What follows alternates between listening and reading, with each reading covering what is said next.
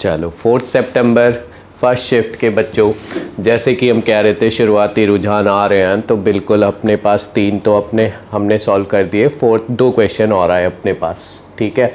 और जहाँ तक मेरा ऑब्जर्वेशन है अभी तक जो मैंने क्वेश्चन देखे, ठीक है, ये 4 सितंबर फर्स्ट शिफ्ट का पेपर केमिस्ट्री का अभी तक आने वालों में से मेरे को अभी तक ईजी लगा, आगे का कुछ नहीं कह रहा मैं, ठीक है, अभी तक का इजी पेपर है। ये देखो कॉलिगेटिव प्रॉपर्टीज़ का क्वेश्चन आया, liquid solutions, an ideal solution containing 3 mole of n heptane 1 mole of n hexane, ठीक है, आइडियल है, ठीक है, और सिमिलर टाइप के फोर्सेस है, ठीक है, तो मिसिबल लिक्विड्स हो गए। अब has total pressure 550, total pressure 550 दिया है बच्चों। तो सबसे पहले राउल्ट्स लॉ का फॉर्मूला लगाते हैं, पी नॉट ए एक्स से, let A be n heptane and B be n hexane, P naught A X से plus P naught B X B, ये तो वैलिड होगा ना या मिसिबल लिक्विड्स के लिए। तो अब मोल फ्रैक्शन बताओ बच्चों, 3 और 1 टोटल मोल्स 4 हो गए आपके, तो एनहेप्टेन का मोल फ्रैक्शन कितना हो गया बच्चों, 3/4, और एनहेक्सेन का 1/4, और जो टोटल प्रेशर दिया है वो आपका 550 दिया है। First equation, when 1 mole of N-heptane is added to this solution, okay, then total moles आपके 5 हो जाएंगे, ठीक, और N-heptane के 1 बढ़ जाएंगे। तो अब बताओ मोल फ्रैक्शन 4/5 और 1/5 हो जाएंगे। तो total pressure increases by 10 torr, 10 torr से प्रेशर बढ़ा, ठीक है, तो 550 अगर था पहले, तो new total pressure will be 560। So mole fractions now are 4/5 and 1/5। Clear है बच्चों, 2 equation, 2 unknown. Find vapour pressure of n heptane, मतलब हमें एनहेप्टेन मतलब we have to find A, मतलब रिपोर्ट ए का करना है, कैलकुलेट तो दोनों के हो जाएंगे। चलो अब सॉल्व करते हैं इसे। इक्वेशन मैं लिख रहा हूँ, 4 को इधर ले जाए, 4 को इधर ले जाए तो इधर 2200 हो जाएगा। तो पहली इक्वेशन क्या हो जाएगी बच्चों, 3P0A plus P0B is equal to 2200. I hope I am correct. Let me check. 3P0A plus P0B. Yes. Next 5 into 560. बच्चों ये मल्टीप्लाई करके देख लो, ये आपका आज कितना आ जाएगा, 2800. 2800 is equal to 4P0A plus P0B. Hope I am correct. Let me see, 4P0A plus P0B, सही है। अब दोनों इक्वेशन को मैथमेटिकली सॉल्व करना है और P0A कैलकुलेट करना है। तो मैं इससे अगर इसे सब्ट्रैक्ट कर दूं, सेकेंड -1, तो इससे इसे सब्ट्रैक्ट करें, P0B कैंसिल हो जाएगा, तो लेफ्ट हैंड साइड क्या बचने वाला है बच्चों, 4P0A minus 3P0A, that is P0A। और ये क्या हो जाएगा बच्चों, 2800 माइनस 2200, 600 टॉर या मिलीमीटर ऑफ मरकरी, ये पूछा था उसने। And if you want to calculate you can also calculate P0B, put this value here 1800, so P0B will be 400 torr, so the answer will be 600 millimeter of mercury. So next question what we have received is, which of the following have same spin only magnetic moment? चलो बच्चों spin only magnetic moment का formula देखते हैं, √n into n plus 2 Bohr magneton, where n is number of unpaired electrons. So इसमें अगर उसने same magnetic moment पूछा है तो what we have to focus on number of unpaired electron. अगर वो सेम है तो spin only magnetic moment same है, ठीक है। तो बताओ Cr2 प्लस का कॉन्फ़िगरेशन आपका अपना क्या हो जाता है, क्रोमियम D5 4s1 दो चले जाएंगे तो Cr2+ will be D4। D4 with weak field ligand pairing नहीं करा पाएगा, तो यहाँ पे N आपका 4 रहेगा।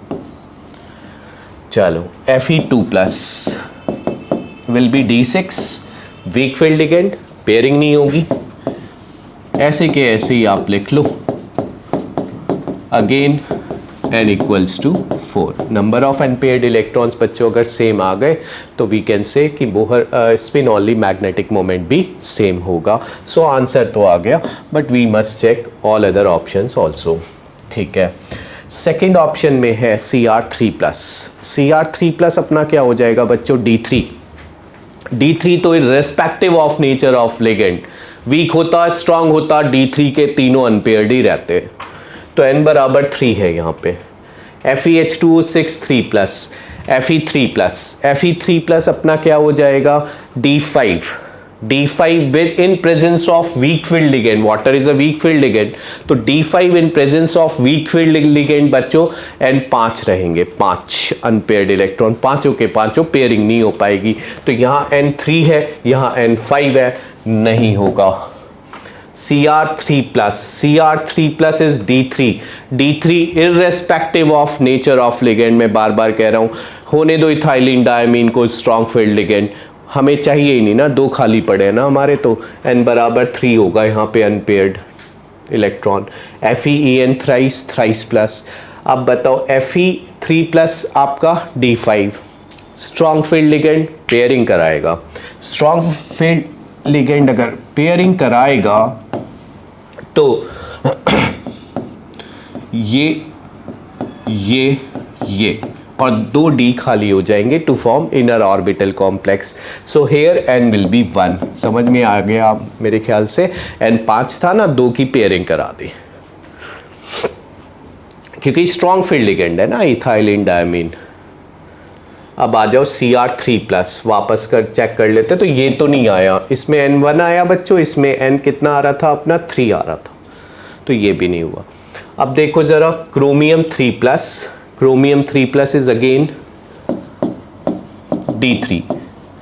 नंबर ऑफ अनपेयर्ड बच्चों 3 होंगे, Fe3+ आपका D5, और वीक फील्ड लिगेंड होता है बहुत ज़्यादा फ्लोराइड आयन, तो N5 रहेंगे, पांचों के पांचों पेयरिंग नहीं हो पाएगी, अनपेयर्ड रहेंगे।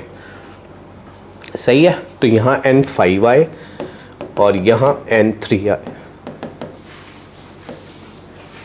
तो ये भी नहीं हो पाएगा। So option will be first.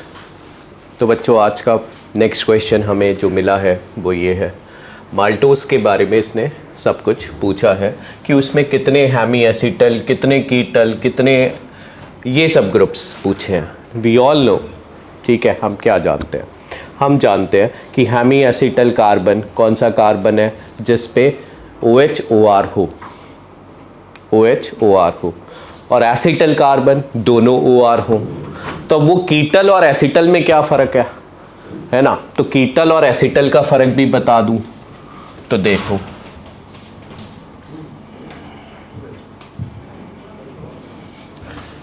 तो ये आपका, इस पे तो आप कंसंट्रेट करो कि इट्स अ हेमी एसिटल, ठीक, इस पे आप कंसंट्रेट करो,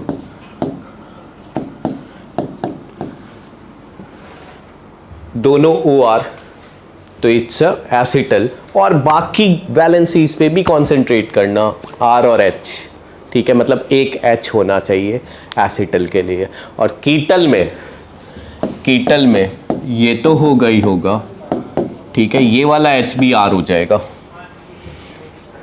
क्लियर है, ketal, acetal, hemiacetal. Now let's move to question. 1 second का क्वेश्चन है बच्चों। अब ये कार्बन देखो, एनोमेरिक कार्बन, ठीक है, जिस पे OR 2 OR गए, एक H गया, एक C कार्बन की चेन गई, तो ये कौन सा ग्रुप हो गया, ये वाला कौन सा ग्रुप हुआ, ये OR C और H, ये हुआ एसिटल, चलो ठीक है, अब ज़रा यहाँ आते हैं। यहाँ पे जो ये लिंकेज बनी है, मतलब वाटर रिमूवल हुआ होगा ना, डाइसैकेराइड बना, 2 मोनोसैकेराइड से, ठीक है। तो अब इसका तो एनोमेरिक कार्बन इन्वॉल्व था, ठीक है, और इधर वाले का एनोमेरिक कार्बन तो ये रहा, ठीक है। इसके तो OH से ही, इसका OH ही इन्वॉल्व होगा, है ना, इसका OH इन्वॉल्व होगा, मतलब C4 है ये, C4 से OH, और इधर से एनोमेरिक कार्बन से OH से वाटर निकला है। क्लियर हो गया? चलो अब कर लेते हैं इसे। इस C पे बताओ, एक OR है बस, 2 C है और एक H है, तो इस पे तो एक OR है, ठीक है, एक OR है, 2 C है और 2 H है, ठीक है। तो ये कौन सा, ये we can't define this group, we can't say कि इट्स अ हेमी एसिटल और इट्स अ एसिटल और it's a ketal, we can't say. तो इस पे आते हैं, अब इस पे आते हैं। इस पे ये बताओ, OH भी है, OR भी है, H है, और ये जो कार्बन गया ना एल्काइल ग्रुप गया, ठीक है। तो अब ये तो एसिटल था, तो ये एनोमेरिक कार्बन वाला हेमी एसिटल है, तो एक एसिटल और एक हेमी एसिटल ग्रुप हो गया इसमें, ठीक है। और अगर इसमें और चीज़ें पूछ ले कि भाई रिड्यूसिंग नॉन रिड्यूसिंग शुगर, तो वो हमें पता ही है कि अगर एनोमेरिक कार्बन पर फ्री OH है तो म्यूटा रोटेशन करेगा, और म्यूटा रोटेशन करेगा तो वो रिड्यूसिंग शुगर भी होगी, ठीक है। तो उसके लिए म्यूटा रोटेशन के लिए रिंग खुल जाएगी और तुम देख लोगे कि एनोमेरिक कार्बन पे फ्री OH भी है, ठीक है। चलो खैर वो पूछा नहीं है, अपने को तो इतने पे कॉन्सेंट्रेट करना चाहिए।